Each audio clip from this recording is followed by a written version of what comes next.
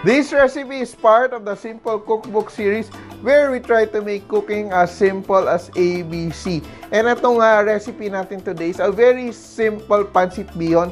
Bihon is rice noodles. And the thing about bihon is that pag naluto siya, sobrang niyang dami. As in, dumudoble siya, tumitriple yung dami niya. So, what we do to make it faster sa pagluto ay ibababad natin. So, we're using just 1/4 kilo of this rice noodles.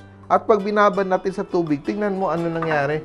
Sobrang dami niya, no? So, because it's so dry, when it absorbs the water, magbabulk up siya ulit. Kaya, huwag kang masyadong magluto ng marami. Kasi, pag gumamit ka nito, as in siguradong sobrang sulit ng ninuluto mo.